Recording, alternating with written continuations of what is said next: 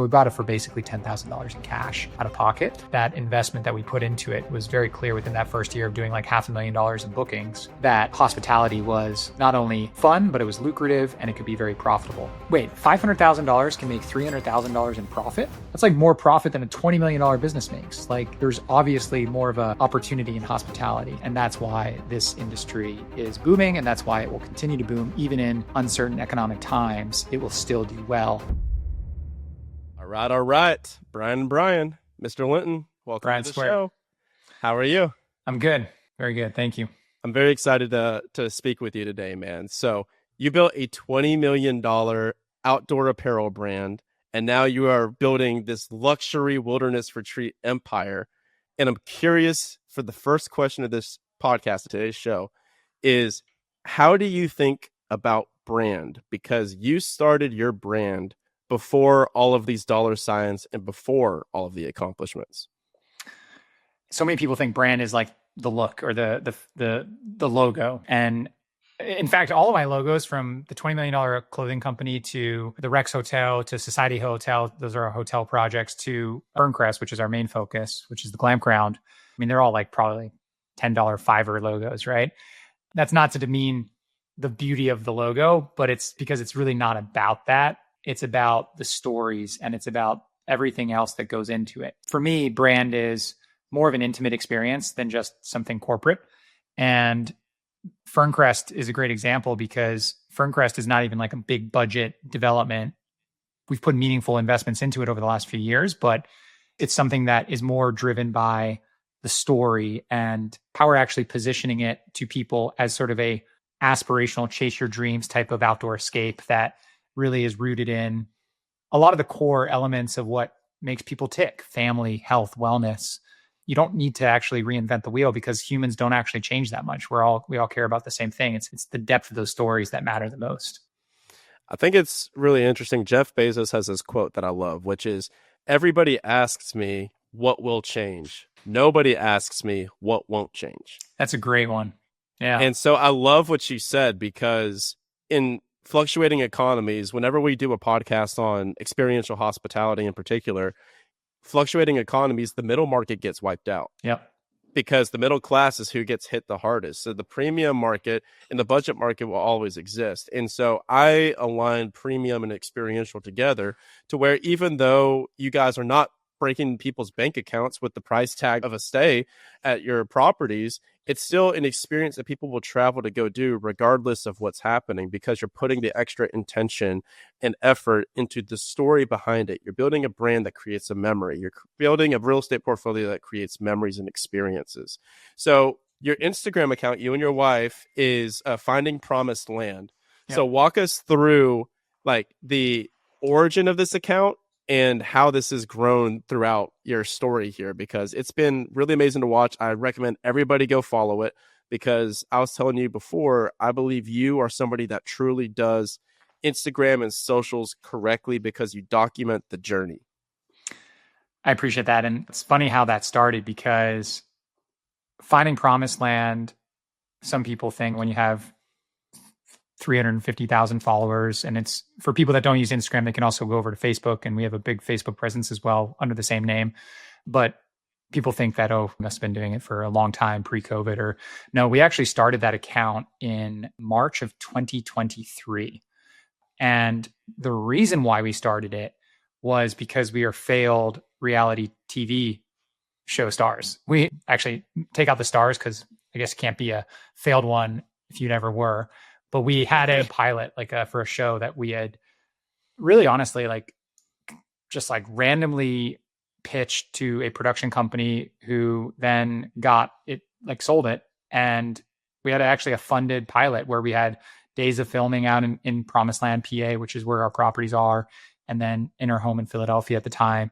And it was all about our family, and it was called Welcome to Promised Land. And it was about this journey of this family that moved to the mountains, and the story behind reviving that town through our projects. And the impetus was we had done this hotel project during COVID. So 2020, we bought an old hotel there, an old motel, rundown ranch style motel, and moved there, lived there for a year. Then we ended up buying the campground down the road, which is what became Fernrest.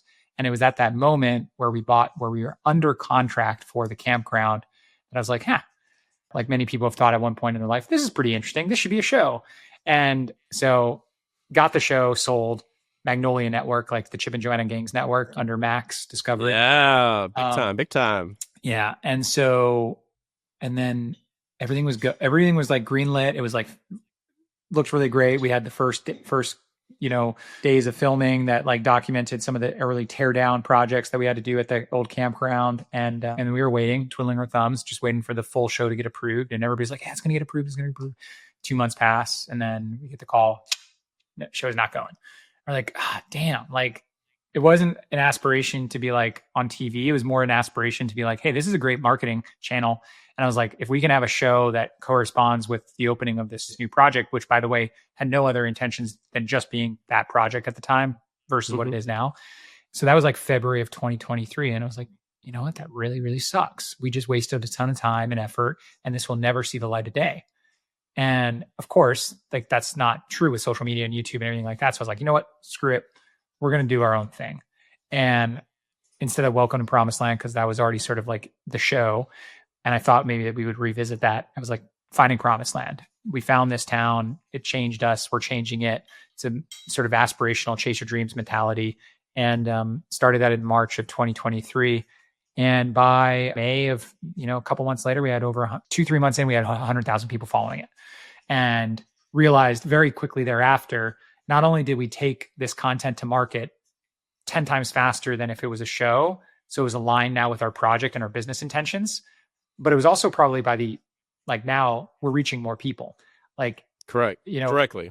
350,000 on Instagram, 300,000 on Facebook. Those are very different people, by the way. So like they are cumulative. So like, 650, and I have some other accounts too that we work with, but really, that's 600,000-700,000 people that we reach, not every day, not with every post, but is more than we could have reached with a network TV show. And the takeaway from this that I want everybody to really, really simmer on is that every single person that's listening to this has the ability to have TV show reality star numbers for free through the power of social media. Yeah. Because you and your wife don't have this massive media team. You don't have this massive media budget. You just documented you going in, gutting out properties, gutting out projects, and just documenting what you're doing. So for somebody that doesn't follow your account, can you kind of describe, perhaps some of the posts that popped off in the beginning and helped you grow your brand that you were like, wow, people care about this? Yeah. So you nailed it. It's the behind the scenes stuff. Like, social media is not about the finished product, and marketing is not about the finished product in my mind. Like, people that build a property and then just take fancy photos of it and post online on social media and think that that's going to work. It's not. Maybe that worked 10 years ago in social media, but it certainly doesn't work today. It's all about the backstory. It's all about the journey, and it's really about the challenges and overcoming them. It's the arc of the story. And everybody has these stories in them. It's just a matter of like deciphering how to tell them. And it's really easy to do it when you have an actual project going on, right? If you're actually doing the thing, you have like unlimited source of content. It's actually when you're not doing the thing, like for us right now, we have so many things going on, and it's not like there's one dedicated focus. It's actually harder to decipher it and make a really compelling social story, right?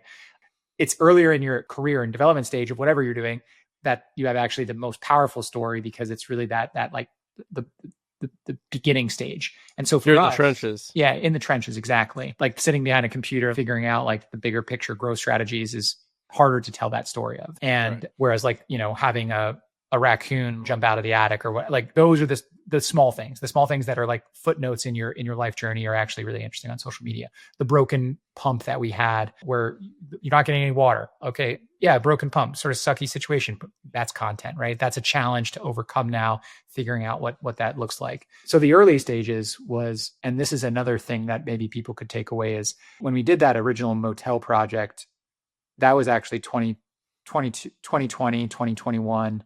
We opened that motel, and that part of our story, we weren't doing social media. We were just, we had our phones and we had taken pictures of the process and taken a few videos to share with each other, but not for social media. But when I launched Finding Promised Land, what I wanted to do is I wanted to make sure that there was an arsenal of stories, that the foundation of the story was laid. And so for the first month and a half, 6 weeks, We didn't even announce the campground.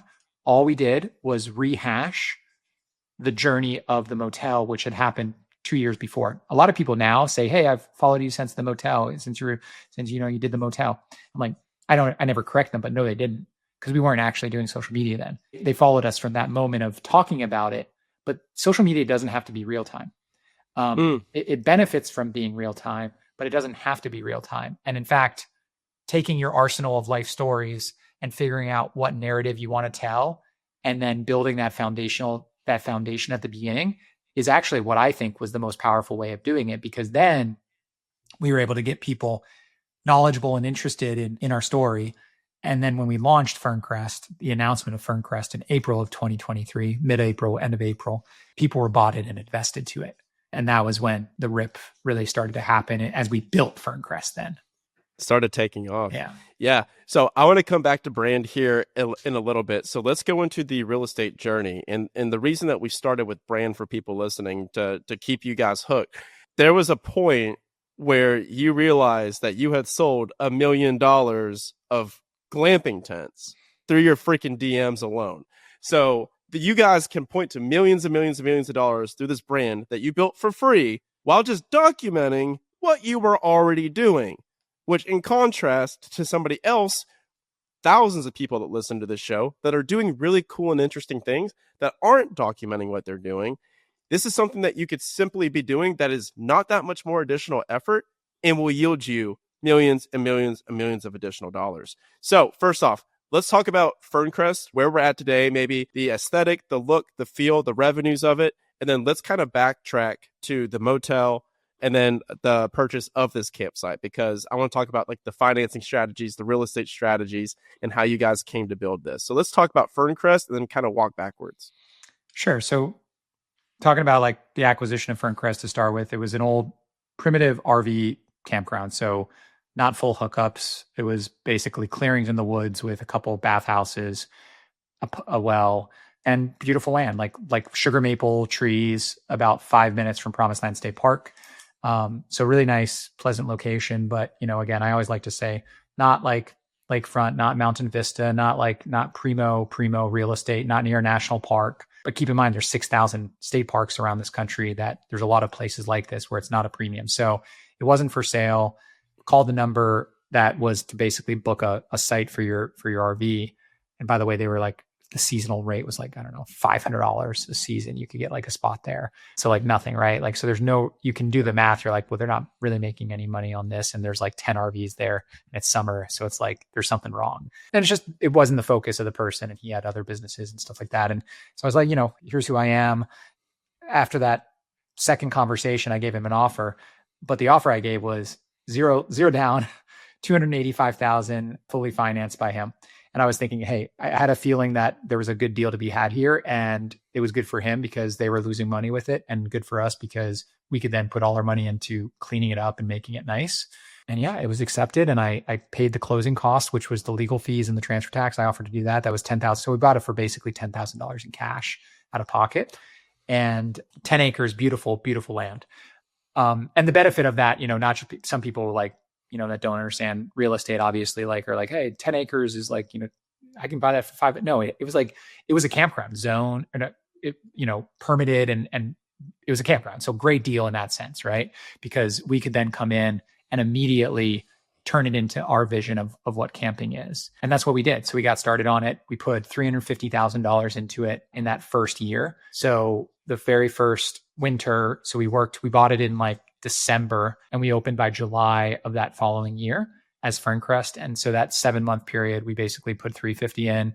We spruced up the bathhouses. We built 6 geodesic dome tents. That was our first foray into dome tents, which has sort of changed our trajectory and our careers because that structure has been really lucrative for us. We also put in some bell tents, which failed miserably. We realized the lower end of glamping is not the area to play in. And then some mid-tier wall tents, safari tent style things, the crest tents, which are still around, but not our strategic focus for the future. But all in all, that first year to clean up the land, to make it nice, 350, and then had a really great first season. It was really, the name of the game was all about those dome tents, though. We were like packed the entire time. Those first months, those dome tents each of them were churning out like $5,000 to $10,000 a month in revenue. And they cost us like $5,000 to $10,000 to put up each of them and furnish them and make them nice. And we were returning that in like 60 days. We had a full return on investment in those structures. And describe the aesthetic of this for somebody that's maybe unfamiliar. So they're hearing Fernrest, they're hearing about these like dome tents, and they're hearing campsite.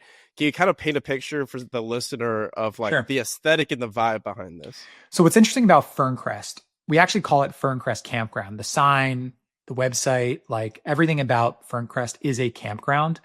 When we talk about it in the B2B sense, like with business owners, we describe it as a glamp ground because that is what it is. But I love that. But we want the positioning of it as a campground. And the difference here is that like you probably talk to people and see a lot of projects out there that are using domes and things like that in more of a landscape resort setting. And so the difference here is, and what we're scaling into and believe in a lot is this is the modern campground experience. This is not the fancy destination landscape resort like you see a lot of those projects. And therefore, both from a layout as well as a pricing strategy, it fits more within that in that scope. And so the layout is more of a traditional campground layout with bathhouses, with a playground, with a camp store, with like parking separate from the tent sites to keep everything nice and beautiful, with a communal big fire pit. So it feels like a nostalgic campground experience, but with dome tents. And therefore, this is what some people criticize as well when they see it, because their expectation of dome tents might sometimes be like nestled in the woods and like magical pathways. No, it's actually a little bit more together in a more of a campground setting, not like RV parks where they're like, bam, bam, bam, bam, bam, bam, bam, bam. We actually took 60, the original campground that we bought, the primitive RV park, was 67 sites. We're utilizing 25. So, and we might go to 30, but probably not. 25 seems like the right number for us on this 10-acre property. So density is not as dense as an RV park, but it's certainly not as like distributed and sparse as like what you see in the landscape resort world right now. So why glamping? Why landscape? Why experiential? Why should somebody care about this? Maybe somebody's listening to this and they go, I'm seeing this come up more on social media. I'm hearing about it more on the podcast. What wave is happening here in the hospitality space that you predict over the next 5 to 10 years? You know, a lot of this started with millennials and sort of this drive for the outdoors. And honestly, I was a part of this somewhat tangentially with the previous brand that I had started in 2010, which was the first wave of sort of outdoor lifestyle happening. This was like when, you know, the terms lumbersexual was around, and like people like you and me, millennials, that were basically like looking for outdoor recreation, but not necessarily always like the hardest core version of it. The Choco tan lines. Yeah, Choco tans, all of that. And so United by Blue was all about outdoor lifestyle. It was sort of a first mover in that space. Similar brands like Cotopaxi or Topo Designs or Tentree, those types of things. And so this like sort of desire for a more premium outdoor experience and less of a true technical sense, like, is what happened in that sort of post-recession millennial age that came to be.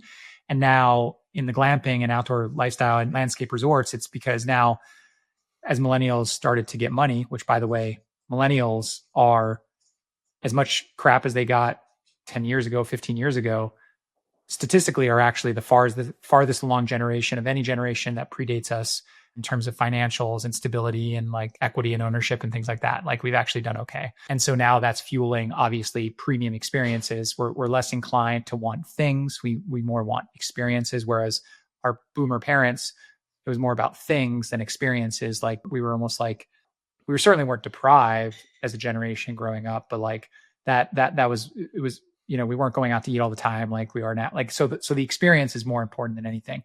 And then you compound that with the desire for health and wellness and longevity, and you have this perfect convolence of what is outdoor lifestyle or outdoor hospitality, because what you get when you go to a glamping resort or a landscape resort or any of those types of things is all of that. You have a premium experience where we can have our disposable income go towards, and that fuels our either true or artificial desire for health and wellness.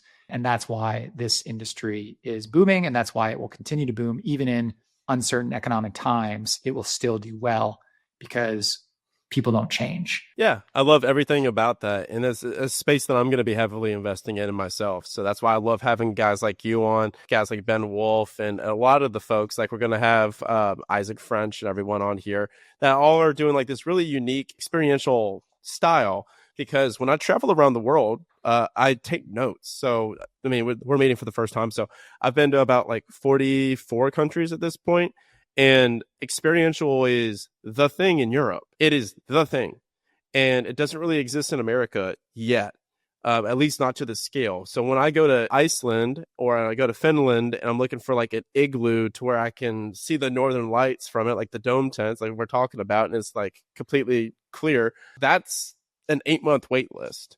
And in Norway, they've got these freaking almost like the getaway houses with this giant circular floor to ceiling window where you can look at these insane views. It's stuff like that really just stands out. And that's what stands the test of time. It's like it's one of one. You can't compete with it. It just is what it is. And I love that, as opposed to the idea of doing more of, hey, I'm going to buy a motel and just fix it up a little bit and make it okay.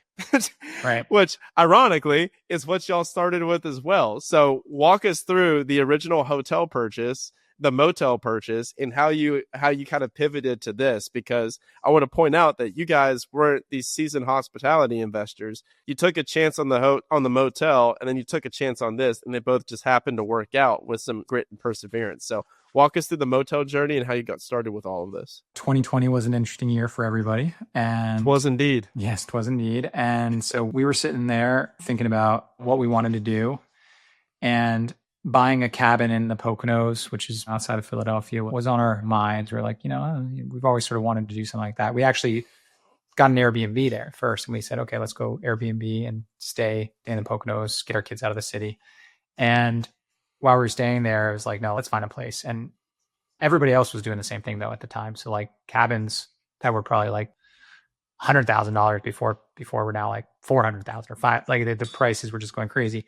But what wasn't going crazy, because it was still 2020 and like travel was still actually suppressed that year, was old rundown motels that had probably been on the market for a few years already. Certainly were not benefiting from that time. Now, that changed very quickly. That everything was changing so fast, right? Like the following year, probably it became a hot asset. But the moment we found it in like August of 2020, it was not a hot asset. And so found this place and went to go see it because we were looking for cabins. I came back and I said, hey, Joanna, like, I think we should change focus, maybe go after an old motel.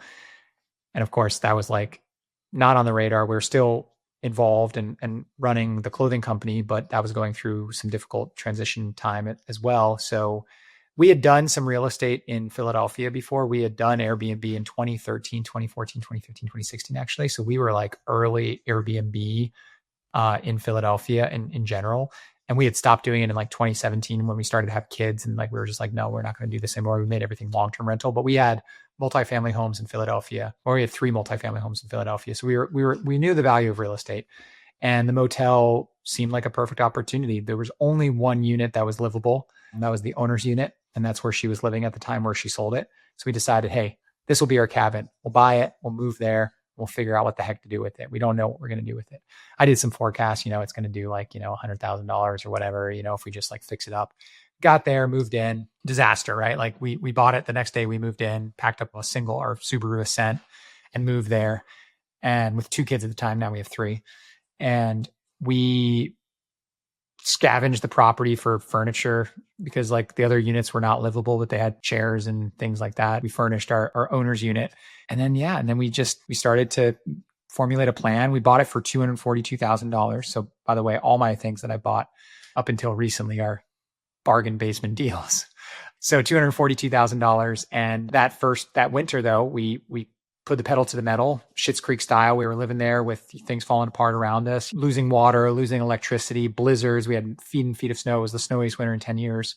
But we pushed through and we ended up opening it in parts that summer of 2021. And it became very clear that even a 10-unit motel, which that's all it is, it's small, could be very lucrative. And that investment that we put into it was, was very clear within that first year of doing like $500,000 in bookings that hospitality was not only fun, but it was lucrative and it could be very profitable because, we went from building a $20 million clothing business that would be lucky to make money, right?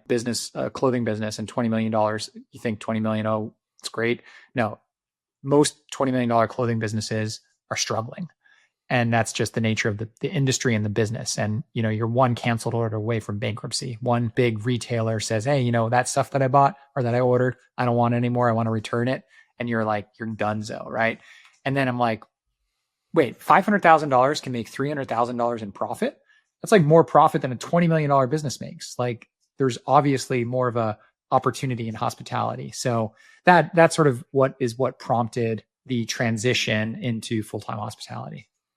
Man, amazing. And it's funny that people hear this because it's just over and over and over again. I say that the best way to know that you're ready is when you say that I'm not. Mm-hmm. Because at that point, you can just realize that nobody has it figured out. And therefore, you have full permission to just try whatever you and fail, which is part of the process. It is the ticket, it's the price of admission that must be paid for you to have success and experience. Yeah. You must first be bad at something. So we got the motel, we got the campground, we built the brand while we're doing all of this, and then you made the decision to franchise it. Yeah. Somebody may hear that, and somebody may have a business, and they're like, I want to franchise this. They have no clue or understanding how expensive the documents are, how extensive the process is. So walk us through the process of franchising and maybe give some rules of thumb about why somebody should franchise and when somebody should franchise versus just not doing it at all. Yeah, great question. The interesting thing about the franchise world is that obviously the majority of physical brick and mortar businesses out there in this country are franchised. So it's a huge business or it's a huge sector, but it's also, and in hospitality, especially, hospitality is largely a franchised industry as well. That being said, a lot of the listeners that are like thinking like the Live Oak Lake models or the Oneras or all these things are like, like they would probably think like franchise is a dirty word, right? And they're not necessarily wrong. I mean, like, nobody wants to be a McDonald's. Like everybody would want the financial benefit of owning a McDonald's brand, but like not everybody would want to be a franchise. But the reason why franchising makes a lot of sense for us in this space and the reason why it came about for us with Fernrest is back to that story of the social media following and selling tents and things like that. It became very clear to me as we documented our story that we were hitting a nerve for a lot of people. Like a lot of people were resonating with this idea of changing your life and chasing your dreams and building something real, not fake, not phony, but real. And like the salt of the earth, the ground, the America, and it's not just Americans, but like people are very motivated by ownership and they're very motivated by like land. I'm building this for myself, right? It was clear that also the dream of campgrounds and like camping with family and like all of these things that we were speaking to in our social media were the same dreams that a lot of people had for decades. And that's largely who we're talking to as well, is like, it's not the Gen Z people in college. Yes, there's people like that that are chasing dreams and things like that. But like, this is like a deeper story for a lot of people. And so those conversations started to come out in the comments and the DMs. And then we started selling our tents because they're like, hey, where do you get those tents? Hey, we make them, we design them, we import them, we can sell them to you. So we started selling tents and equipment. Then it was, hey, I don't just want to buy the tents. I want to work with you. And then it was like, okay, let's figure out a consulting thing. And we sold a few consulting packages. And then it was like, consulting is up. It's a lot. It's a lot. And it's just, you're selling your time then. Right. And that's not a fun business model for me either. And so then it was like, some people were like, can we just do exactly what you do? And we're like, yeah. And we started looking into it. So you nailed it. Franchising is highly regulated. FTC regulates franchise in a massive way. Because it's like $50,000 to get a franchise lawyer in a franchise agreement. It's a lot. Definitely. I mean, the franchise agreement alone, probably about 40 to 50. We're in on the agreement and the FDD, and then another 100,000 in on consultants, which we decided you don't need to do, but we decided to hire a consulting group that basically would walk us through for a year, the entire process. We're about a year and change into franchising, and about probably, $150,000 cash out of pocket to set the systems up. And that doesn't then guarantee success. But for us, what we had was that proof of concept with social media. So all alongside of developing the documents, we were having these conversations so that as we register, and by the way, all 50 states have different laws around franchising. So it's just like sales tax, but it's much, much more complicated. Fun. You have to register in not every state you have to register, some more so than others, but like most states, you have to have some form of registration and fees to get into those states. And the reason why the states do it is to protect their entrepreneurs, that out-of-state companies don't come in and take advantage of people, snake oil salespeople. I think what happened with franchise decades ago was it was very like unregulated, and a lot of people got hurt by it because you can just go in and say like, hey, like this is the best thing, like you got to buy this, blah, blah, blah. And then people buy the franchise system, and then the franchisor just disappears, right? So they do like audited financials. Like some states go as far as like needing like annual business reports from us and things like that. So yes, so we ended up selling our first franchise to Oklahoma, which was one of those non-regulated states. So that was an easier one to get into. And then since then we sold 3 more. We have 3 more signed, but we have like literally dozens in the agreement phase, where we anticipate by the end of this year, we'll have definitely at least a dozen signed, if not more. And a lot of those will be opening in 2026. We'll probably open a couple more this year. So we have one in Maine that, as long as they can push through some challenges that they're facing right now, that would open in the summertime. Potentially Wisconsin would open, Georgia, Nebraska. Those are all in the works that could open this year. But the big wave of Fernrest openings is going to be 2026. So what are the economics of franchising? Because we just went through all of the suck of it and $150,000 out of pocket. I think, yeah, you should at minimum expect about $100,000 out of pocket just to draft up the fees and in the docs and to get started, make sure everything. Yeah, just to get started. So obviously there's an economic back end to it that makes a lot of sense to be able to go through all of this process. So what do the economics look like on the back end? Because I think I've bought a few franchises myself as a business owner. And so there's an economic incentive, like both parties are incentivized to win. Like the franchisor gets a fee normally. And so there's an economic benefit there. And the franchisee is able to come buy a business in a box to where you're like, okay, cool. We have all of these systems and processes. And yeah, I've seen the FDD with the franchise disclosure document, and it is literally hell on earth. It is. All right, it is 115 pages. Yeah, it was like 400 pages. Oh, geez. RFDD. Yeah, and I was like, oh my god, like ChatGPT is gonna have a blast with this one because I'm not freaking. Like we got to get my lawyer and ChatGPT on it. Yeah, so it was a bear. But so walk through like the economics of it. As somebody that is listening to this, maybe they're on the fence about franchising themselves for whatever business they have, and they're like, okay, cool. Here's the fees associated. So what's the upside? The upside for both sides is. The data shows that franchised, not specifically hospitality, but industries in general, can see on average 1.8 times the volume of sales as a non-franchise comparable, right? So the upside here is that a franchise brand, due to loyalty, brand awareness, the systems, the processes, everything that goes into it, should perform better than a mom and pop version of it. On that basis alone, you could be like, well, there's fees associated with franchising, which is for us, we charge a 7% royalty and a 3% brand fund contribution. So basically 10%. But a lot of those things people would have to figure out anyway. So it's not always, I always like to say with franchise fees, they're not additive. They're not like taking away from your profit if you were to do it on your own. It's really just taking a lot of the need for you to do it on your own and adding revenue at the same time. So it is a win-win scenario. Like you said, it's like, we don't get any money. We get some initial money, right, with setting up them, but we don't get any financial return unless they're booking tents. Yeah. Not profitable. It's revenue based, but obviously if they're not profitable, they're not happy. And if they're not happy, they're not good partners. And nobody wants to have a 10-year relationship with somebody where they're not happy. It's like a marriage, right? There is a very, very strong incentive for us to knock it out of the park for our franchisees, which means that, like, especially these initial ones, we're just going hand over fist to try to, make sure that they have everything they need. And it's it's almost like they get a fractionalized executive team as well. These are smaller, again, boutique campgrounds. These are not big 200, 300 site campgrounds. These are, we like to say, if you can get to 20 to 30 sites, that's a really nice size. We can go bigger. Like the main project's going to be 48. We can go a little bit smaller. Some are like talking about 15, but they're boutique. And so None of those at any size could afford growth marketing on their team, or CFO, or me, or Joanna.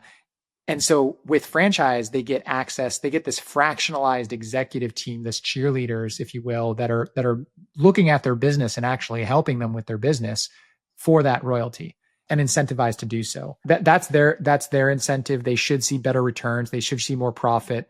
And for us, we are franchising because a big part of it is we realized as we started to see the success in hospitality and started looking at other projects and dangling our toes out there about like buying more property, it sort of dawned on us. We have 3 kids. We have a lot going on in our life. And we're like, do we really want to be the developer? Like, do we want to own all of these physical pieces of property, or do we want to help people do it and see the upside and the benefit of being a part of it and build a brand? And that's our asset. The land is not necessarily our asset. In fact, I want them to own it 100%. People sometimes ask, hey, can you partner with us? Maybe give us some breaks and, we'll give you equity. No, we don't want any equity, and nor should we, because the franchise system can get iffy when you start to partner like that. So we don't own a single percent of any of the franchised properties, but we do own the brand. And because we're brand builders and we know the value of brand, as we get to 20, 30, 40, 50 franchise locations and 100 franchise locations, our biggest asset and our biggest opportunity is the value of the system that we've created itself. So we're creating probably much more leverage with our time and our efforts and our money without having to take on any debt, no equity partners. We own it 100% and we have no debt. And that's because we're able to open these properties without owning them. And therefore, if they have to take money to open it, it's their debt. But they also see all the benefit of that, right? They see the upside of the appreciation of the value of that property and the brand or the brand association to it. Love it, man. So in closing, what's next? Just scaling the franchise? Yeah, it's scaling the franchise. I mean, I'm traveling extensively, meeting with all these people, and we're focused on our property still because, they are an important part of the story. So like Fernrest Promised Land, we're using that as home base. We don't live near it, but it's really exciting to now have like a purpose. We have this big event coming up in a couple weeks where we booked out all the tents for potential franchisees to come in. It's a discovery day, it's called, where they're going to learn about it for a day. And it's going to be fun. Yeah. Like the community building side of it, we're launching a community for not just franchisees potentials, but also the Glamping community as a whole, called Glampreneur community. So I have a newsletter called The Weekly Glampreneur, which has like 30,000 people that subscribe to it. And then we have this new community that's going to launch in a couple weeks as well, called Glampreneur community. And like for $5 a month, we're basically bringing people into a digital community that they can learn more about it. And if some of those shake out to be franchise locations, great. If some of them just want to learn from us, that's great too. Because we're working with dozens and dozens of other people. We've sold to maybe 100 other properties our equipment that's not franchised. We believe that, this entire industry is going up and we want to be a leader of it. Beautiful. So if people want to find out more about all of this, where can they find you? The best is definitely going to Instagram or Facebook and looking at Finding Promised Land. Give us a follow there. You can also track us down for more information at findingpromisedland.com. That's our like media brand, right? And the properties, if you want to see more about Fernrest, campfernrest.com. And if you're interested in franchising, give us a ping. We'd love to chat. Let's go. Brian, thanks so much for coming on, man. It's been freaking awesome. I love the franchise model, love everything that you guys have got going on. And maybe one day I'll come out, stay with you guys on one of the properties. So sweet. Thanks so much for coming on, brother. I hear you own franchises, so I got to get you now. Let's go, man. Rock and roll. All right, guys. It's been Brian and Brian with the Action Academy podcast, signing off.